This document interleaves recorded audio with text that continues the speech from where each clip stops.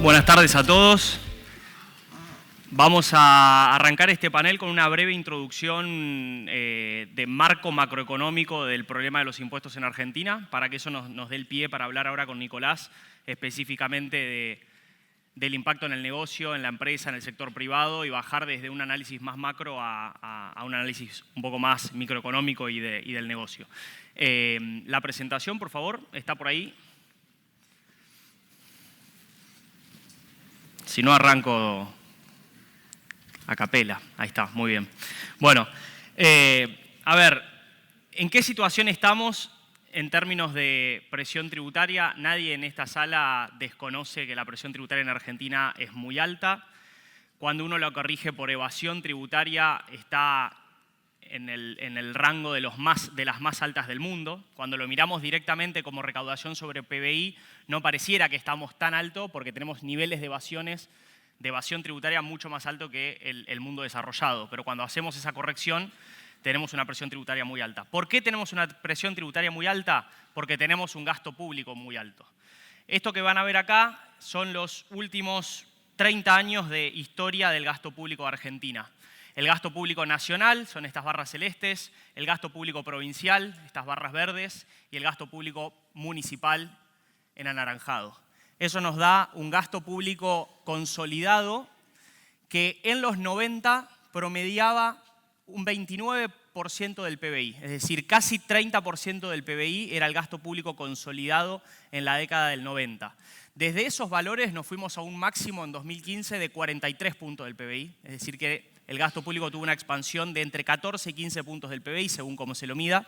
Y desde ahí, con idas y vueltas, y especialmente en los últimos 2 años, hemos hecho un recorte bastante importante. Un poco de licuación, un poco de recortes, un poco de eliminación de gastos, una combinación de muchos instrumentos y de muchas herramientas para estar hoy más o menos cerrando, estimamos nosotros, el año 2025 en 32,2 puntos del PBI. Es decir, que entre el máximo de 43 a hoy bajamos el gasto en 11 puntos. Sin embargo, toda esa reducción del gasto público alcanzó únicamente para equilibrar las cuentas públicas. Es decir, no tenemos un espacio fiscal suficiente, no hemos logrado un superávit fiscal, un ahorro que nos permita empezar a bajar impuestos de manera rápida sin volver a comprometer la sostenibilidad de las finanzas públicas, es decir, sin volver a una situación de desequilibrio fiscal que requiera o nuevamente emisión monetaria o un crecimiento de la deuda pública que también sería riesgoso en el mediano plazo. Entonces, como marco general, tengamos en cuenta que hasta que esto no sea un poco más bajo, no hay demasiado espacio para reducir la presión tributaria sin volver a tener algún tipo de desequilibrio. Ahora, cuando uno dice eso, dice, bueno, entonces la Argentina no tiene solución, nunca vamos a poder bajar o eliminar la alta carga tributaria que tenemos. Bueno, no es tan así. Incluso el Fondo Monetario Internacional, en sus últimos informes sobre Argentina, en el Staff Report que salió hace 15 días, 20 días, habla cada vez más, y de hecho forma parte en cierta medida de las metas que le puso al programa de gobierno, de que Argentina tiene que encarar una reforma tributaria fiscalmente neutra. ¿Qué quiere decir o qué queremos decir cuando hablamos de una reforma tributaria fiscalmente neutra? Reformar la estructura tributaria intentando no perder recaudación. Entonces, ¿a qué hacemos foco cuando hablamos de esto? A 3 cosas. Primero, que Argentina necesita modificar su estructura tributaria, intentar no perder recaudación, cambiando los peores impuestos que tenemos por impuestos que no sean tan malos o que no sean tan negativos o tan distorsivos para la actividad económica y para el crecimiento. En segundo lugar, bajar los impuestos al mismo tiempo que logramos ir reduciendo los niveles de evasión para compensar con un mayor cumplimiento la pérdida de recaudación que vamos a tener por la reducción de impuestos. Y en tercer lugar, algo que podría ser parecido en términos económicos a la evasión, pero no es lo mismo, que es el gasto tributario, que son las exenciones tributarias, alícuotas especiales, tratamientos diferenciales que tienen algunos sectores, regiones, etcétera, que también nos cuestan mucha masa de recaudación y que son como 3 grandes obstáculos que hoy no nos permiten avanzar en esa reforma tributaria. Si nos concentramos primero en este cambio de mix de impuestos que Argentina debería hacer para alinearse un poco a la estructura tributaria normal del resto del mundo y de los países que crecen y se desarrollan, lo que encontramos acá es que Argentina tiene una divergencia, una diferencia muy marcada en términos de lo que llamamos los impuestos más distorsivos de la economía. Esto que ven acá es la recaudación de ingresos brutos provincial en Argentina o su similar en el resto del mundo. Fíjense que tenemos la región de la OCDE, la región del Asia-Pacífico y la región de Latinoamérica en promedio, que recaudan casi nada de lo que nosotros conocemos como ingresos brutos. Argentina recauda 4 puntos del PBI en ingresos brutos. Si a eso le sumamos los derechos de exportación, las famosas retenciones en Argentina, sumamos 1,3 puntos más, y es algo que no existe en casi ninguna parte del mundo, un poquito apenas, muy poco significativo en la región Asia-Pacífico. Sobre eso sumamos los aranceles a las importaciones, que también tienen un efecto distorsivo porque funcionan como una especie de ingreso bruto a las importaciones, sumamos un poquito más, y sobre eso le agregamos el impuesto al cheque, el impuesto a las transacciones financieras, y llegamos a un total de recaudación de casi 8 puntos del PBI en Argentina. Mientras la OCDE recauda 0,8 en los malos impuestos, Argentina recauda 8 puntos del PBI, 10 veces más en los impuestos que rompen la productividad, que rompen la competitividad y que rompen el crecimiento. Asia-Pacífico 2 puntos del PBI, Latinoamérica 2 puntos del PBI, nosotros 8. Y acá incluso podríamos sumar las tasas municipales, que tienen un efecto similar, y estaríamos adicionándole 1,5 puntos más del PBI. Entonces en realidad estamos en 9,5, casi 10 puntos del PBI. Una estructura tributaria demencial, que no existe, como ustedes ven, en ninguna otra parte del mundo en estas dimensiones. Entonces, lo primero que tenemos y donde tenemos que poner el foco y donde creeríamos que el gobierno en una eventual reforma tributaria debería empezar a poner el foco es en los peores impuestos que hoy tenemos. En estos dos de acá, algo se viene haciendo. Ha habido algunos anuncios, ha habido algunas reducciones transitorias, temporales, graduales, tanto de derechos de exportación como de aranceles. Ahora, en ingresos brutos por parte de las provincias no tenemos noticias de cambios relevantes en los últimos meses, y con débitos y créditos tampoco ha habido noticias hasta el momento en lo que va de este gobierno. El segundo problema, como les comentaba, es la alta evasión que tiene Argentina. Es difícil medir la evasión, pero las agencias de recaudación de distintos países hacen cada tanto actualizaciones donde estiman cuánto creen que están perdiendo de recaudación por distintos impuestos. El impuesto medianamente más fácil de calcular su evasión es el impuesto al valor agregado, y aparte es un impuesto que está en casi todos los países del mundo, por lo tanto es fácilmente comparable. Acá nosotros tomamos una selección de 3 países de Latinoamérica que son relativamente parecidos en términos de grado de desarrollo, por ejemplo, nivel de desarrollo. Colombia, Uruguay, Chile, están todos en la zona entre 15 y 23% de evasión en el impuesto al valor agregado. Argentina estaba en 34 hace 3 años, y el último dato de los últimos cálculos del ARCA están en 37%. Es decir, que acá tenemos un gap como mínimo de 15 puntos para igualarnos a los niveles en los que está el resto de la región. Y el tercer tema, como les comentaba, es la pérdida de recaudación no por evasión, sino por beneficios impositivos especiales y focalizados en algunas empresas, en algunos sectores, en algunas regiones, que según la Oficina de Presupuestos del Congreso de la Nación nos cuesta 3,5 puntos del PBI. Es decir, que también estamos, fíjense, perdemos por estos tratamientos excepcionales casi lo mismo que recaudamos por ingresos brutos. O sea, no es una magnitud despreciable como para avanzar hacia un sistema tributario más horizontal, donde la evasión sea menor y la carga tributaria esté distribuida más equitativamente, donde no haya tratamientos diferenciales para unos y para otros no, y que eso permita ir reduciendo la presión tributaria consolidada y agregada sobre todo el sistema económico. Entonces, eso básicamente, esos 3 conceptos me parece que son los que forman parte de esta reforma tributaria fiscalmente neutra de la que está hablando el Fondo Monetario, de la que está hablando el mundo de la economía y los impuestos en Argentina, y de la que creo que cuando venga el debate de una reforma tributaria, como todavía no hay un suficiente espacio fiscal para poder reducir de un día para el otro o eliminar de un día para el otro todos los impuestos, vamos a tener que tener en cuenta.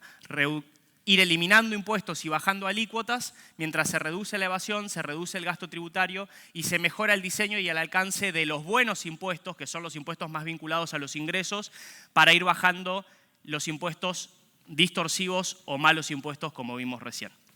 Bien, con esa introducción y ese marco macro, quiero pasar ahora a hablar con Nicolás, sobre cómo podemos bajar esto o cómo ve esto. Uy, perdón, esto está medio... Bueno, está bien. Desde el punto de vista de un empresario, de un dirigente del sector privado, digamos, cómo han sufrido desde la microeconomía este crecimiento del gasto público, de la presión tributaria, de las últimas 2 décadas prácticamente, por lo que veíamos recién. Buenas tardes a todos, gracias a IDEA por la invitación, aunque me siento medio en una trampa. Soy un ingeniero industrial hablando de impuestos en frente a todos contadores, pero bueno, voy a tratar de contarles la visión desde el lado empresario. Volviendo un poquito al contexto que vos mostraste, lo que hemos presenciado del 2005 al 2015 fue ese incremento bestial del gasto público, que fue acompañado de un incremento de impuestos muy alto, mucho de la mano de impuestos, crecimiento de impuestos distorsivos como retenciones, impuesto al cheque, ingresos brutos y lo que se llama, mal llamado, tasas municipales, porque son impuestos municipales. Y eso de a poco, desde mi punto de vista, fue pasando a muchas de las empresas, tuvieron que pasar a la informalidad en todo este camino. Y los que quedamos pagando todos los impuestos, cada vez fuimos menos, ¿sí? Pagando impuestos muy altos entre pocos. Hay un estudio del Banco Mundial que muestra que la tasa impositiva formal, es decir, los que pagan todos sus impuestos, de Argentina es de las tasas impositivas más altas del mundo. Y la UIA hizo otro trabajo también muy interesante donde mostraba que con los niveles de márgenes que se trabajan en el mercado nacional, si pagabas todos tus impuestos, muchas industrias perdían plata, ¿sí? Entonces, primer dato, eso tuvo un impacto muy grande en el mundo de las empresas. Yo veo tres efectos muy nocivos en todo este proceso. El primero es en lo que impacta a los consumidores, ¿sí? Un producto de consumo masivo que se produjo y se comercializó 100% en el mercado formal, tienen en su precio de venta, pesa entre el 40 y 45% de ese precio final. Si vamos a una bebida gaseosa, estamos hablando de casi el 50%. ¿Sí? Hagámonos esta foto, una familia se compra una gaseosa para darse un gusto, se junta en familia y cada vez que sirve un vaso para uno de los miembros de la familia y le sirve otro vaso al Estado en sus 3 niveles, ¿no? Nacional, provincial y municipal. La verdad que en un país que llegamos a tener 40% de pobreza, ahora está más bajo el índice, pero la verdad que me parece que no tiene sentido. Eso por un lado. El segundo es un tema muy actual que es la competitividad de las empresas argentinas. Argentina se manejó en un mercado muy cerrado con respecto al mundo durante mucho tiempo y creo que está en caminos de querer abrirse y comerciar más con el mundo. Bueno, es muy difícil exportar impuestos. Si salís con una mochila pesada de impuestos, nosotros tenemos 2 plantas frigoríficas exportadoras de carne, se hace muy difícil. Y lo mismo se habla ahora de la llegada de los productos importados, para el que produce a nivel nacional para abastecer el mercado interno, también le es muy difícil competir cuando no tiene el mismo peso de impuestos que otros fabricantes en el mundo. Y para mí el tercero, y que es hasta casi más importante, diría, es el siguiente. El incentivo que genera en el privado tener un esquema de impuestos altos, impuestos en muchos casos muy difíciles y complejos de pagar, por un lado, y un altísimo nivel de evasión. Yo creo que el mensaje, lo que ha logrado esto es que, por un lado, haya pocas empresas grandes, sacando las empresas tecnológicas, ¿sí? Pero después si uno mira grandes empresas, lo que llaman champions en los americanos, que hayan crecido en el mercado interno y hayan podido traspasar la frontera de Argentina, hay muy pocas empresas grandes argentinas. Eso va en detrimento del que hace las cosas bien, que apuesta a la productividad, etc. Y lo que ha hecho también es generar una especie de enanismo en las pymes, ¿sí? Las pymes, ¿qué ven? Empiezan a crecer y llega el momento de invertir en capital, invertir en tecnología y de alguna forma aparecer en el radar de las autoridades. Y yo creo que ahí se dan cuenta que ahí pierden su ventaja competitiva más grande, que es en gran medida parte de la evasión fiscal. Entonces yo, si fuera pyme, en muchos casos optaría por quedarme donde estoy, no invertir, pero seguir beneficiándome de esa evasión. Entonces esto lo que le ha hecho es mucho mal al mundo empresario de las empresas argentinas. Ahí, digamos, cuando uno a veces escucha hablar a funcionarios públicos o más al que está del lado del Estado, ven a la informalidad, digamos, como una avivada del sector privado. Vos acá lo que estás diciendo es lo contrario, digamos. La informalidad, por un lado, es la respuesta ante la alta presión, pero al mismo tiempo genera una especie de competencia desleal hacia adentro de determinados mercados y sectores. Totalmente. A ver, yo voy a hablar de nuestra experiencia, estamos en el mundo del supermercadismo. Para ubicarlos un poco, el supermercado es un negocio de altísima rotación y márgenes realmente muy, muy bajos. Una cadena de supermercados muy bien administrada ganará entre el 2 y el 3% de la venta neta, última línea. Cuando vemos los impuestos que tenés que afrontar en el día a día, bueno, está el IVA, que no lo tengo en cuenta porque somos agentes de recaudación, pero con el IVA se pueden hacer cosas muy interesantes, o lo que uno escucha.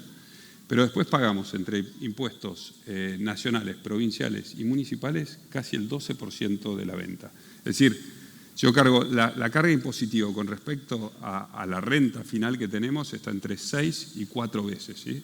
Entonces el incentivo a evadir es gigantesco y más cuando creo que hay pocos casos o contados donde ve un control férreo de la evasión. Entonces, en nuestro mercado, ¿qué es lo que ha pasado? Década de los 90, los supermercados teníamos más del 50% del mercado de consumo masivo. Cuando empezó todo este proceso de impuestos más altos y mayor evasión, fuimos perdiendo territorio contra la informalidad, contra almacenes, sobre todo contra autoservicios orientales. Hoy, de esos 50 puntos de cuota de mercado que teníamos en los 90, tenemos menos del 40 las grandes cadenas. Entonces esto la verdad que creo que no es bueno para la industria en general y creo que hay ejemplos pero clarísimos de esto. Se fue de Argentina una empresa como Falabella, que es líder en toda Latinoamérica. Hace 5 años, ya acabamos de cumplir, se fue Walmart. Walmart es el retailer más grande del mundo, factura creo que 800.000 millones de dólares, estuvo casi 30 años en Argentina, invirtió cerca de 1.000 millones de dólares y se fue cansado de perder plata por menos de 100 millones de dólares. Eso es lo que se llevó Walmart. No sé si sigue siendo, pero hasta hace poco era el mayor empleador de Estados Unidos. Sí, tiene como entre dos, no me acuerdo exactamente, pero más de 2 millones de empleados en Estados Unidos. Y ahora estamos viendo como Carrefour, que es la cadena número 1 en Argentina, hasta hace más de 40 años en el país, está también planteándose irse. Carrefour estuvo en proceso preventivo de crisis en el 2017 porque durante varios años perdió dinero. Y esto no es porque no sabemos hacer las cosas, es porque en un negocio de mucha rotación, donde vos tenés 2 puntos, 3 puntos de margen, el que se beneficie con los 12, 13 más lo que se puede sacar del IVA, por ahí los contadores saben mucho mejor cómo me puedo beneficiar con ese impuesto, es bestial, te saca de la cancha. Entonces, yo te digo, esto es un ejemplo, el retail es un ejemplo muy claro del impacto que tiene la informalidad y altos impuestos con alta evasión. Y no tocamos la parte laboral, también en la parte laboral, al haber informalidad hay una serie de ventajas y yo diría de desventajas para los empleados que también son muy, muy injustas, diría. Me imagino que habrás tenido la oportunidad de tener este tipo de diálogos con funcionarios municipales, provinciales, nacionales. ¿Qué te encontrás en ese diálogo entre el sector privado y el sector público? ¿Hay un entendimiento del sector público de la presión que se genera, pero al mismo tiempo la respuesta es yo tengo que seguir recaudando porque cada vez tengo más responsabilidades en el gobierno, o hay un desentendimiento total y es como no te creo que lo que me decís es tan grave como lo mencionás? Digamos, ¿con qué te encontrás en esas instancias? Yo te diría, en principio, hay muchas veces descreimiento. Creo que lo que yo he visto es frente al revés de lo que hacemos los empresarios o los argentinos, cuando no te cierran los números uno tiende a darse vuelta y decir, bueno, ¿cómo bajo los gastos? En muchos casos la política, y se ve en esos 10 años, más de 10 años, lo que ha hecho es ver cómo genero ingresos y cuando no le alcanzaban esos ingresos, bueno, era el tema de la inflación. Entonces, Yo creo que este es un cambio de forma de pensar que tendría que tener la política, de ver cómo achican justamente, y es duro, te diría que es poco receptiva la política en general a estos planteos, y a veces ves aberraciones. Nosotros no estamos en Lanús, pero Lanús, que tenía una tasa de seguridad e higiene del orden del 3% de la venta, hace un poquito más de un año, la pasó al 6% de la venta. Por ahí, para el que no está dentro de una cadena de supermercados, no se da cuenta el impacto que eso tiene. Y me gusta siempre poner un ejemplo, que es el siguiente, para que tomen magnitud. Nosotros, en muchos casos, logramos que un inversor en real estate que compre un terreno, nos construya un supermercado y, a cambio de eso, en concepto de alquilar, nos cobra el 1,5% de la venta. El municipio de Lanús, por darte la contraprestación de mandarte un inspector para ver si la sucursal está en condiciones sanitarias y de seguridad, te cobra 4 veces lo que un inversor invirtió varios millones de dólares. ¿Se entiende lo que digo? Sí. Entonces, ese tipo de ejemplos a uno lo sorprenden. Igual no dejamos de tratar de colaborar, mostrar, ver el impacto que esto genera. La otra cosa que no mencioné es cuando mencioné esto, los incentivos que genera, sí, altos impuestos y alta evasión. Si miramos el país en los últimos 14 años, creo que no se ha generado un impuesto neto privado. Por crecimiento poblacional solamente debería haber sido el 12-13%. Sí, estamos en 6.200.000 desde el 2010. Bueno, eso 2012. Es un ejemplo. Hoy tomar un empleado en blanco muchas veces es tomar una gran contingencia, y además en una desventaja muy grande con el mercado informal, ¿no? Yo recién mencionaba, desde el punto de vista de un economista, de una comparación internacional, los impuestos más preocupantes, desde la eficiencia económica y demás, y por donde creemos que debería arrancar una reforma tributaria. Desde tu punto de vista y desde el sector de ustedes específicamente, un poco lo fuiste mencionando, pero ¿por dónde crees que cómo deberían estar ordenadas las prioridades ante una eventual reforma tributaria? ¿Por dónde arrancar? ¿Cómo te imaginás este tema de las velocidades, de las magnitudes, de la gradualidad o del shock?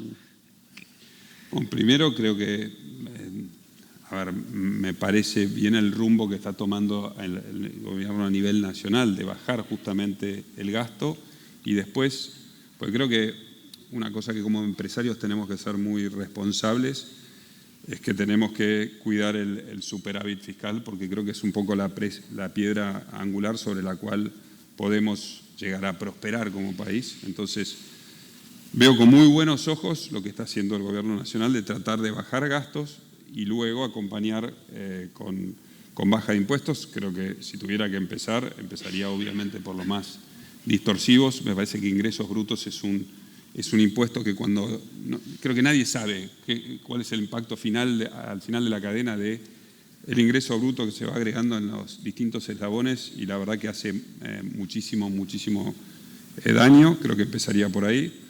Creo que el impuesto a los débitos y créditos también es otro que es muy distorsivo en nuestra actividad. Eso a nivel nacional. Y después creo que sí, por lo menos lo que uno ve es menos rigor en el caso de las provincias y de los municipios de tratar de bajar el gasto público.